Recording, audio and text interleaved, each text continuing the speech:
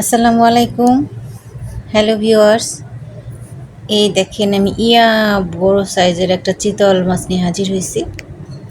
এই মাছটা আমাদের পুকুরের চিতল মাছটার ডিম হয়েছে। আমি চিতল মাছের ডিম এর আগে কখনো দেখিনি।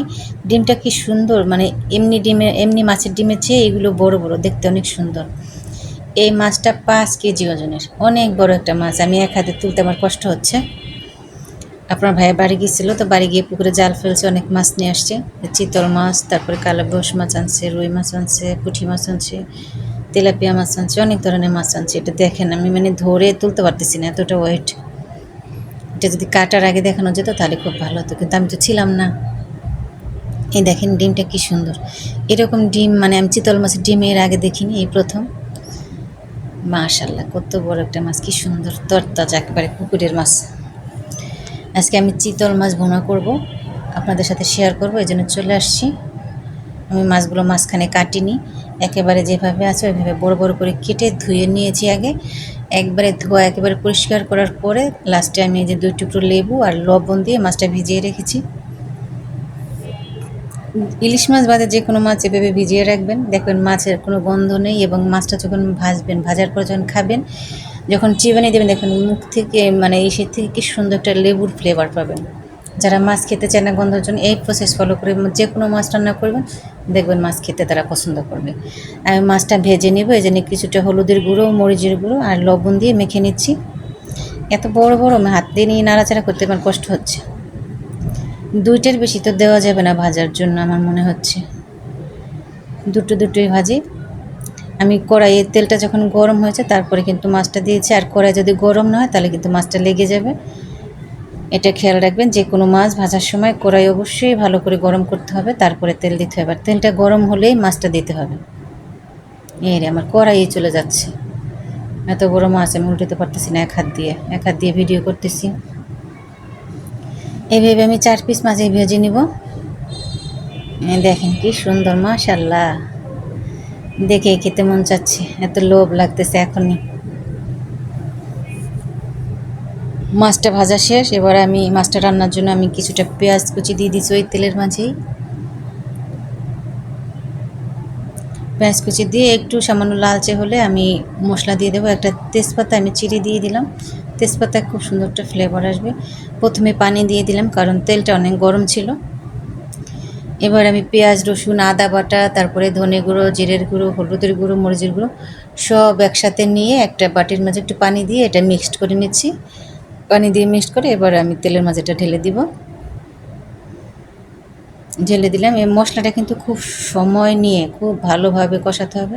মাছের মজাটা নির্ভর করে আপনার মশলার উপরে। মশলাটা যত বেশি ভালো কষানো হবে, একটু যত বেশি সময় নিয়ে কষাবেন, তত বেশি টেস্টি হবে। দিয়ে দিলাম লবণ স্বাদ মতো।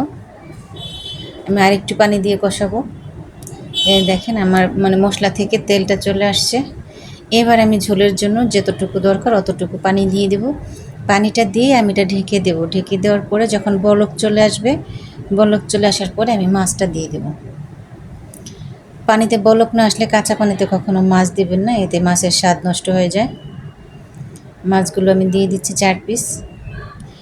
আমার কড়াইটা পুরো ভরে গেছে, আল্লাহ, কীভাবে নাড়াচাড়া করব আমি। এবার আমি ঢেকে রেখে দেবো। ঢেকে নাড়াচাড়া আর করব না, পরে উল্টে দিব, কারণ এটা সিদ্ধ হওয়ার ব্যাপার আছে আরও। এত সুন্দর একটা ঘেরান আসতেছে, মানে ভাজার পরে যা রান্না করতেছি। চিতল মাছ বেশিরভাগ ক্ষেত্রে আমরা কোপ্তা তৈরি করি, চিতল মাছ, ফলি মাছ এগুলো। তো আজকে আপনাদের ভাই বলতেছে একটু ভুনা করে দেখো তো, সবসময় তো কোপ্তা করো, আজকে এইভাবে রান্না করো, খেয়ে দেখি, বাকিটাও তুমি তোমার যেভাবে মন চায় সেভাবে করো। তাই 4 পিস নিয়েছি আমরা রান্না করার জন্য। রান্না কিন্তু প্রায় শেষ। আমি দিয়ে দিলাম একটু ধনিয়া পাতা। ধনিয়া পাতার যে কী সুন্দর একটা ফ্লেভার, আমি এত পছন্দ করি। ধনিয়া পাতা দিয়ে একটু উল্টে আর একটু দিয়ে এটা ঢেকে তারপর একটু জিরার গুঁড়ো দিয়ে আমি এটা নেমে নেব। ভাজা জিরের গুঁড়ো অবশ্যই দেওয়ার চেষ্টা করবেন, ভাজা জিরের গুঁড়োর ফ্লেভার কিন্তু মারাত্মক। মানে এটা মিস করলে তরকারির স্বাদটা অনেকটা গ্যাপ পড়ে যায় আমার মনে হয়। চিতল মাছ নিজেদের পুকুরের মাছ এমনি খুশি, তাতে খেতে তো আরও বেশি মজা হবে। সবাই এভাবে চিতল মাছের ভুনা তৈরি করে খাবেন, দেখবেন খুবই মজা। তেল চলে আসছে মাছের উপরে, এবার আমি একটু জিরার গুঁড়ো দিয়ে এটা ঢেকে রেখে দেবো। পরে এটা আমি একটা সার্ভিং ডিশে তুলে আপনাদের দেখাচ্ছি। কালারটা কি সুন্দর আসছে মাশাআল্লাহ। সবাই এভাবে তৈরি করে খাবেন চিতল মাছ দিয়ে ভুনা। এরপরে এবার আমি আপনাদের সাথে শেয়ার করব, আল্লাহ যদি বাঁচিয়ে রাখে, চিতল মাছের কোপ্তা কীভাবে আমি তৈরি করি বাসায়, সেভাবে আপনারা তৈরি খাবেন। বাহ, চমৎকার। আমার চ্যানেলটা এখনও যারা সাবস্ক্রাইব করে নেয় দয়া করে সাবস্ক্রাইব করে দেবেন, তাহলে আমার ভিডিওগুলো আপনারা নতুন নতুন দেওয়ার সাথে সাথে দেখতে পাবেন। এবার আমি এটা উঠিয়ে নিচ্ছি খাওয়ার জন্য। সবাই লাইক কমেন্ট শেয়ার দিয়ে পাশে থাকবেন, আর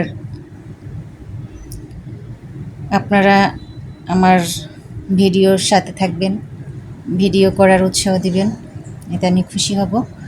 সবাই ভালো থাকবেন, সবাই সবার জন্য দোয়া করবেন। এই যে প্রচুর গরম পড়তেছে, বেশি বেশি করে পানি পান করবেন, সুস্থ থাকবেন। আল্লাহ হাফেজ।